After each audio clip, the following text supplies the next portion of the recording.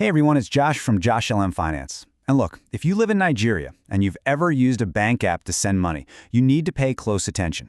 This explainer is seriously going to save you a ton of stress and probably a good bit of money too. We're diving into a huge change that's coming in 2026. Think about it. We all do it, right? You're sending money, you get to that little description box, and you just type in a quick word, maybe an emoji, sometimes just a single letter to get it done.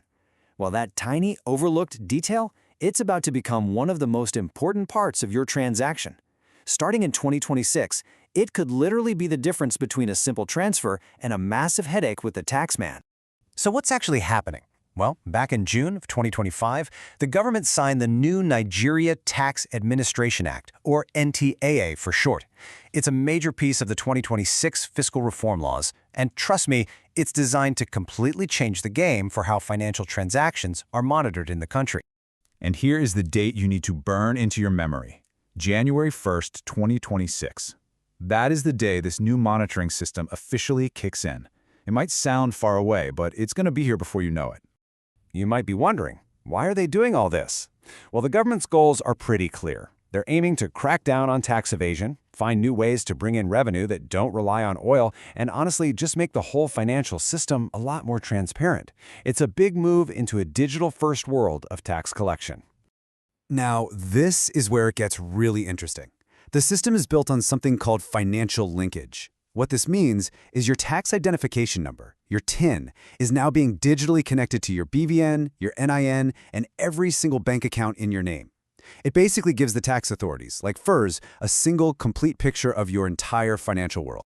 And this is the number you need to know: 5 million naira. If the total amount of money moving through any of your accounts hits 5 million naira in a single month, inflows, outflows, all of it, your bank is now legally required to automatically report all that activity to the tax authorities.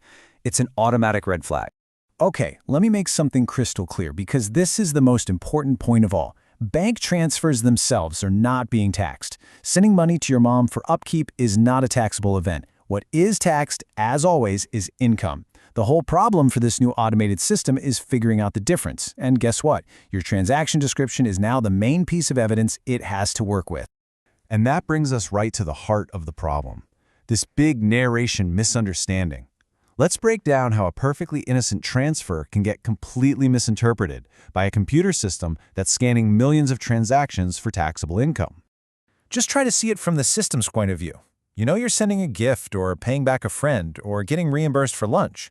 But the system, without a clear description, all it sees is money hitting an account. And its default setting is to assume that any unexplained inflow could be potential undeclared income. This really sums up the new reality perfectly. That little description box isn't just a friendly note anymore. It's not optional. It is now, for all intents and purposes, financial evidence. It's your first, and maybe your only, chance to explain yourself. All right, so what happens if you ignore this or just get it wrong? Well, the new law, the NTAA, is very specific about the penalties. And let me tell you, the stakes are pretty high. If your account gets flagged and you don't file correctly or on time to explain the transactions, you're looking at an immediate penalty of 100,000 naira, just for the first month. And it doesn't just stop there. For every single month the issue goes unresolved, another 50,000 naira gets added to the bill. You can see how this can spiral out of control really, really fast. Now, if they determine that you've made a false declaration, like intentionally mislabeling income as a gift, the penalties get way more severe. We're talking fines up to 1 million naira, and in some cases, it could even lead to jail time. This isn't to scare you, it's just what the law says. And it's not just about fines. There's another huge consequence. If you don't have a tax identification number at all, you could suddenly find yourself facing serious restrictions on your banking and investment accounts. Your access to the financial system could be limited. Okay, enough of the doom and gloom. Let's get to the solutions.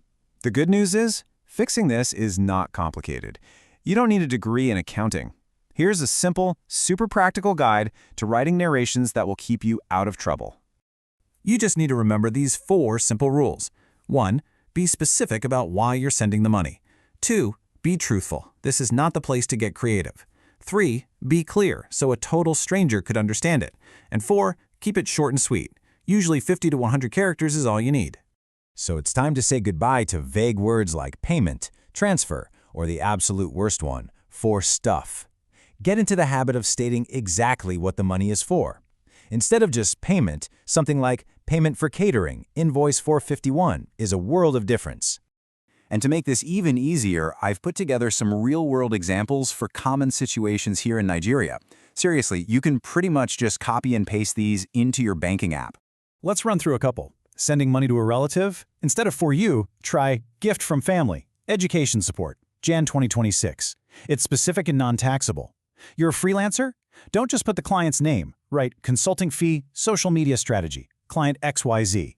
Paying back a loan. It is crucial to add loan repayment, principal only. That little detail shows it's not new income. See how these small changes tell a much clearer story? Okay, so let's wrap this up with a final checklist. Think of this as your action plan to make sure you are 100% ready and safe before January 1st, 2026 rolls around.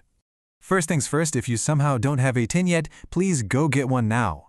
Secondly, get in the habit of keeping records. Save receipts, take screenshots of important transfers, and keep them for at least 5 years. If you run a business, make sure your transfer narrations match what you're filing for VAT. And if you do a lot of transactions, using a simple accounting app can be a lifesaver. I'm going to leave you with this final question to think about. Up until now, your banking app has just been a tool.